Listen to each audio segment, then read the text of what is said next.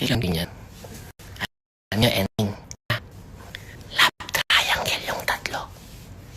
Marqueras, Jojo Mendres, saka Rainier. Eto na nga, ebidensya.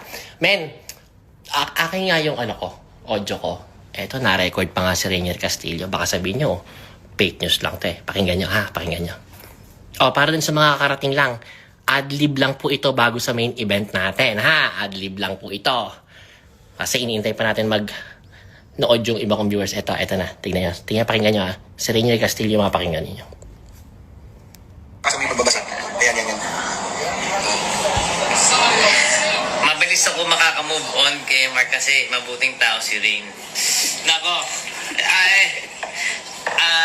hindi ko, syempre nakakataba siya ng puso. Kaya lang, as much as possible, ayokong maramdaman ni Mark na nasasagasaan ko siya. Ayoko magkaroon ng issue na parang siya dapat yung nasa kalagayan ko ngayon. Thank you, man. Boses yun ni Rainier. Na parang, alam mo na, sinusulot niya si Jojo Mendres kay Mark. So parang, nagpapaka-good man pa siya. No? Pero, Diyos ko, magkaibigan yung dalawang yan. Tapos isa yung kanilang friend. Damn! Chismis yan, ha? Eto na. Marami rin viewers, 23,000. Pwede na ba yun? Sige. Eto na, guys. Narinig naman ba ako? Okay naman, Well, this Instagram live, basically, is all about, ikukwento ko or ichichika ko sa inyong lahat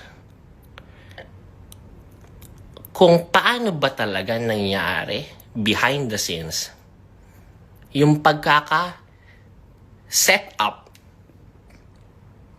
ng pag-aresto kay former President Rodrigo Duterte. Lahat ng sasabihin ko are not based on facts.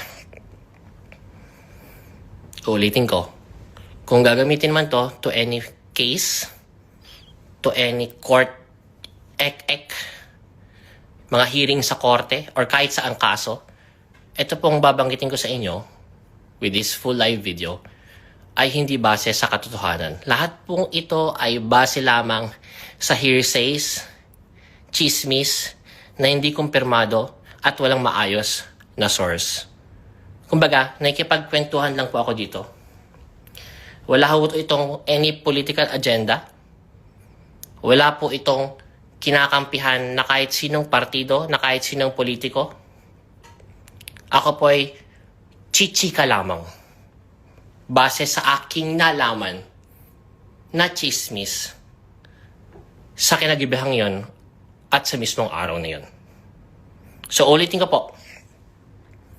Lahat po ng maririnig dito ngayon ay purong chismis lamang at hindi base sa kahit anong katotohanan.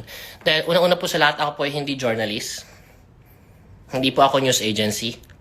Ako po ay isang dakilang chismoso lamang na nagbibigay ng komentaryo sa mga bagay-bagay at mga issue sa bansang Pilipinas. At ngayon po ay meron ako mga narinig na bagay-bagay na gusto ko lamang ibahagi sa inyong lahat.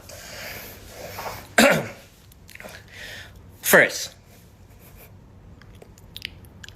yung paglipad ni former President Rodrigo Duterte to Hong Kong ay matagal nang nakaplano at all. Long planned, tagal na siyang scheduled. So, definitely,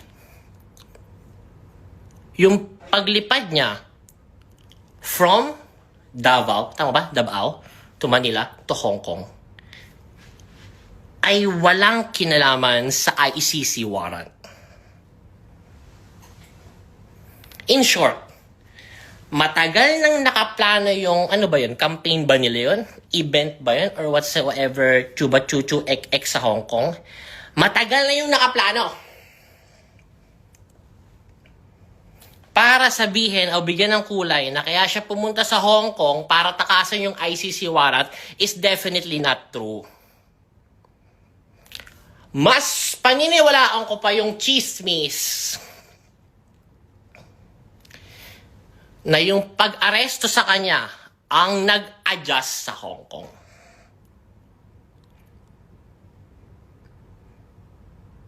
Can you follow?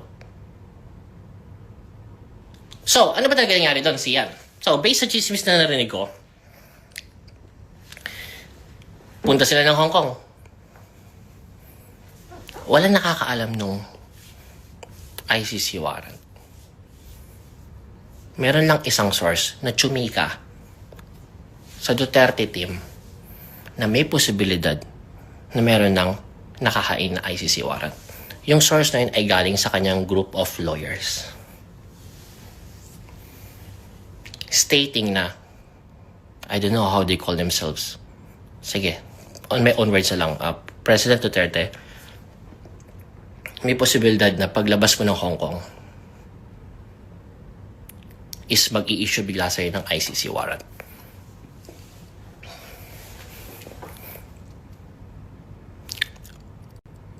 On that night, bago sila lumipad, alam na niya.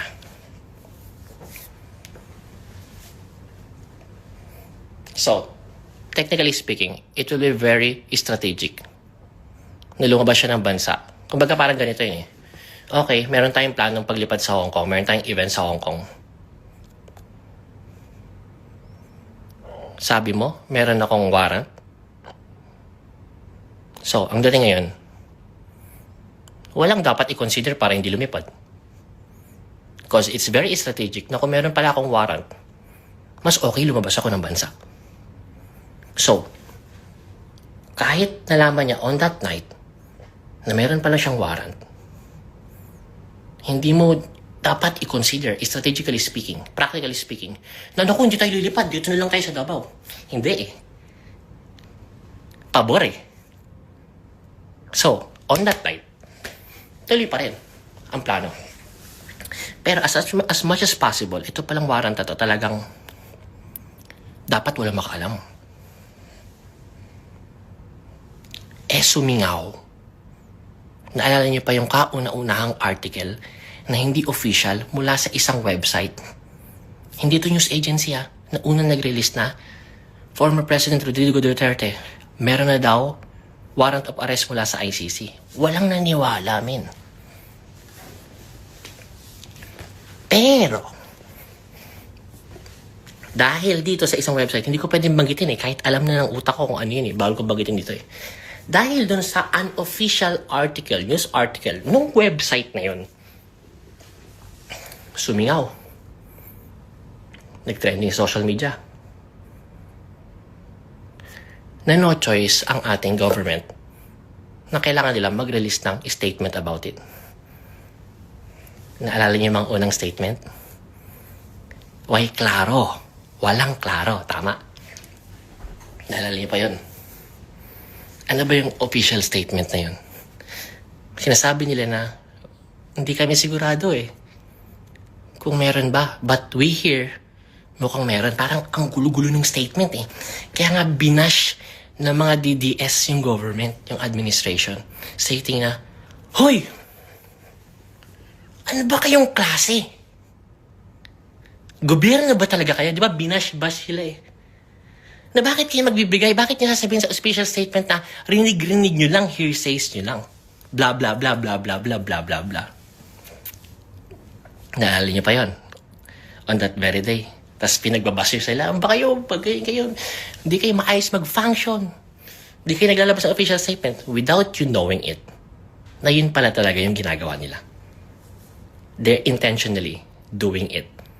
Not confirming, not denying. Eto na, Mars. May kakapitan ka na. Ganyan, kapit ka naman. Dapat kapit na kapit ka dito. Alam mo, natatainga ako sa totoo lang Kaya medyo wala ako sa mood. Wala pa ako sa mood dito Hindi pa okay yung mood ko ngayon kasi kanina pa ako nadjejebs. Pero dahil meron akong responsibilidad, obligation sa mga marites ng Pilipinas, kagaya ninyo dito. So, pinipilit ko lang na ayusin tong kwento to. Kumapit ka na, Mars. Eto na.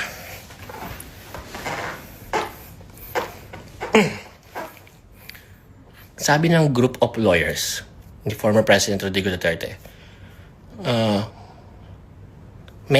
hindi ko alam kung ano tawagan nila. Siyempre, di ko na insure. Bro, oh, ano ba? Tay, I don't know. Bottom line, they're stating, hindi safe bumalik sa Pilipinas.